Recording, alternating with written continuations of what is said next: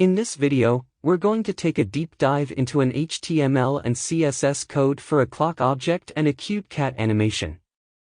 We'll break down each element and explain how they work together to create a seamless animation that enhances user experience on a web page. Whether you're a beginner or an experienced coder, this video will give you insights into how to create animations that will make your website stand out from the crowd.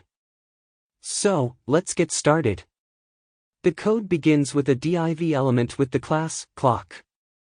This element contains everything related to the clock object, including the clock face and the cat animation. Inside the clock div element, there is another div element with the class clockInner. This element defines the inner boundaries of the clock face. Under the clockInner div element, there is an unordered list element with the class clockNums. This element contains the 12-hour markers of the clock. Each hour marker is defined with an individual list item element with the class clockNum. Each item contains a span element with the class clockNumText that displays the corresponding number, 1 to 12. Underneath the clockNums element, there is another div element with the class clockNeedles.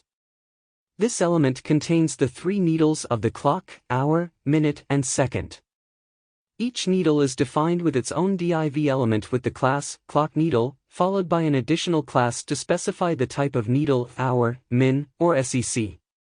These classes come in handy in JavaScript when we want to adjust the rotation of the needles. Additionally, each needle div element has its own unique ID that can be referenced in the JavaScript code to rotate the needle based on the current time. Lastly, the entire clock object is accompanied by an animation of a cat. The cat animation is contained within another div element with the class cat.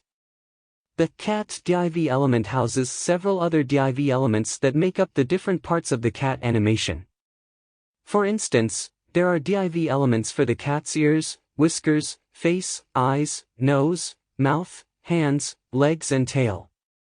Each of these elements come with their own classes to differentiate them from one another.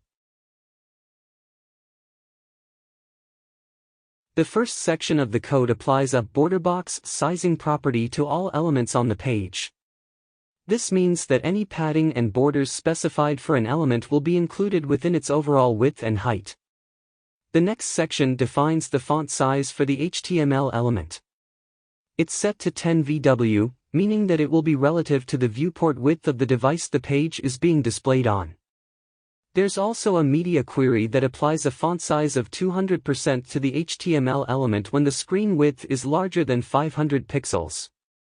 Following this is the general CSS for the entire body of the page. It specifies a background color, font family, margin, and padding. The UL selector is then targeted, which removes the default list style and margins from unordered lists. The rest of the code is specific to the clock and cat animation.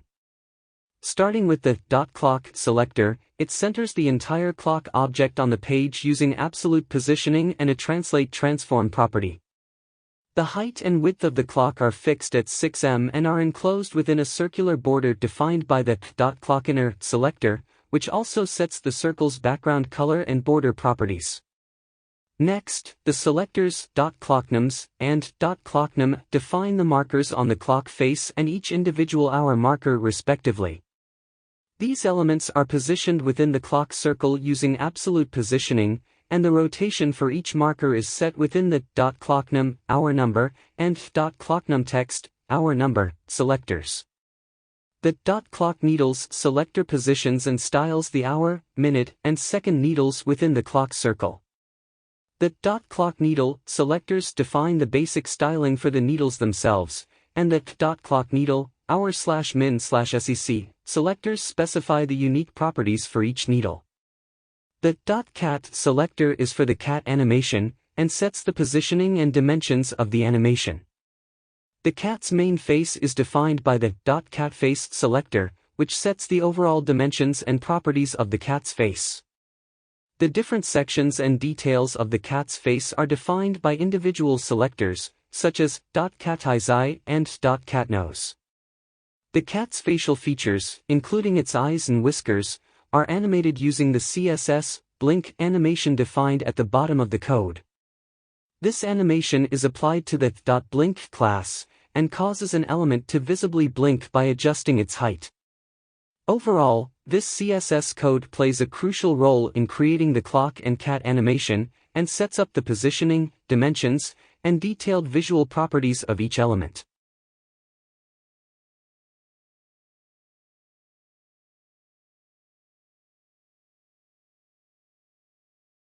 The first line of the code is use strict. This indicates that the code should be executed in strict mode, which helps to prevent common coding mistakes and makes it easier to write optimized code. Next, there is an immediately invoked function expression, if. This is a function that is executed immediately after it is defined. The function is used to define three classes: cat, needles, and clock. The cat class is used to animate the cat's eyes blinking during the clock animation. It has a constructor method that initializes an array of all the eyelid elements in the HTML document, and a blink method that adds the blink CSS class to each eyelid element, causing the eyes to appear to blink. The needles class is used to rotate the clock needles. It has a constructor method that initializes an object with references to the second, minute, and hour needle elements in the HTML document.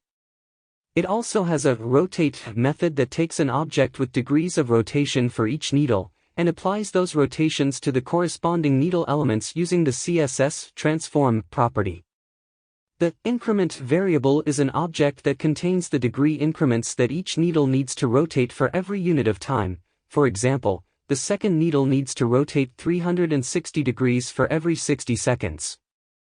This object is used in the clock class. The clock class is the main class that drives the entire animation. Its constructor method initializes instances of the needles and cat classes, and then calls the run method. This method creates a new date object, gets the current second, minute, and hour values from the date object, and calculates the degree of rotation for each needle using the increment object defined earlier.